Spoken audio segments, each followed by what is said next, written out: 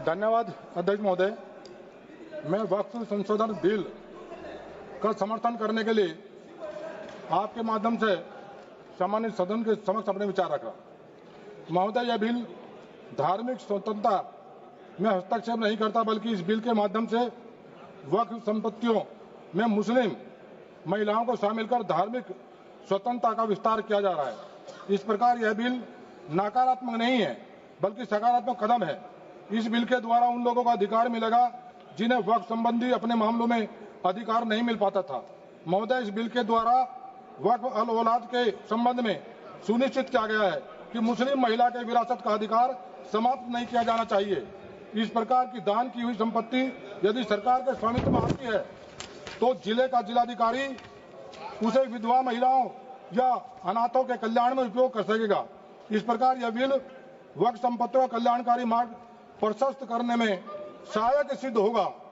महोदय, सरकार का उद्देश्य इस बिल के माध्यम से वक्फ की संपत्तियों पर कब्जा करना नहीं, बल्कि यह वक्फ की संपत्तियों का न्यायपूर्ण तरीके से बेहतर एवं कुशल प्रबंधन सुनिश्चित करेगा। आंकड़ों के मुताबिक वक्फ बोर्ड के पास अभी पूरे भारत में 8.7 लाख संपत्तियां हैं, जो करीब 9.4 लाख एकड़ जमीन में फैली हुई हैं। एक अनुमान के अनुसार इनकी कुल कीमत लगभग 1.2 लाख करोड़ रुपए बताई जाती है। अतः इस विशाल राशि का न्यायपूर्ण तरीके से कुशल प्रबंधन आवश्यक हो जाता है, जिसकी व्यवस्था इस बिल के माध्यम से की गई है। अध्यक्ष महोदय, ये बिल सेंट्रल वक्फ काउंसिल को अधिक समावेशी स्वरूप प्रदान करता है। इसके द्वारा सेंट्रल वक्फ काउंसिल के मुस्लिम सदस्यों को में 2 मुस्लिम महिला सदस्यों का होना अनिवार्य किया गया है। यह प्रावधान हमारी मुस्लिम बहनों के प्रति हमारी सरकार की प्राथमिकता को दर्शाता है। हमारी बहनें अब वक्फ संपत्तियों के कुशल प्रबंधन में अपनी भूमिका का निर्वहन कर सकेंगी। इसके लिए मैं सरकार का आभार व्यक्त करता हूं। इस प्रकार दान की हुई संपत्ति यदि सरकार के स्वामित्व में आ जाती है तो जिले का जिलाधिकारी उसे विधवा महिलाओं या अनाथों के कल्याण में उपयोग कर सकेगा। इस प्रकार यह बिल वक्फ संपत्तियों का कल्याणकारी मार्ग प्रशस्त करता है। महोदय, भारत एक धर्मनिरपेक्ष राष्ट्र है जहां सभी समुदायों को समान अधिकार प्राप्त है।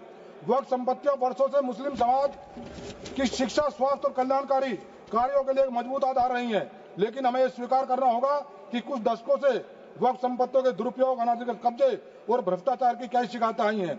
यह विधेयक इन सभी समस्याओं का समाधान लेकर आया है। आदरणीय महोदय, मैं एक बात और कहना चाहता हूं।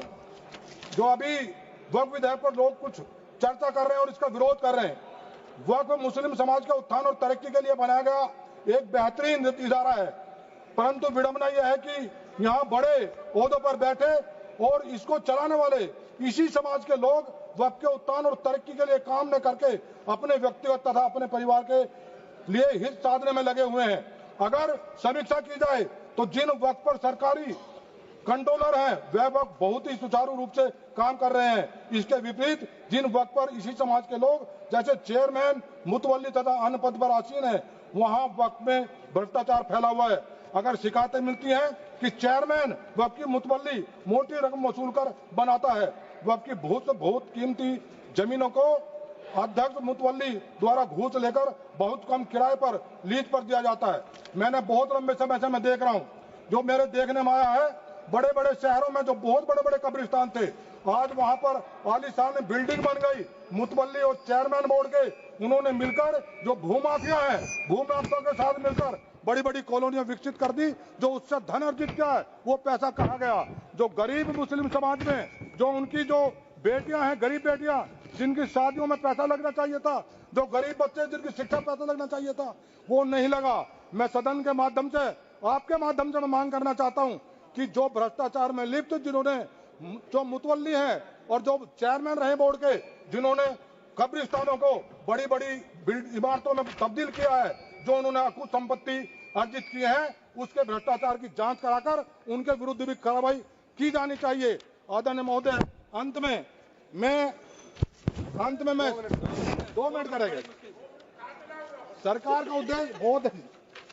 का उद्देश्य इस बिल के माध्यम से वक्फ की संपत्तियों पर कब्जा करना नहीं, बल्कि यह वक्फ की संपत्तियों का न्यायपूर्ण तरीके से बेहतर कुशल प्रशासन सुनिश्चित करना है। आदरणीय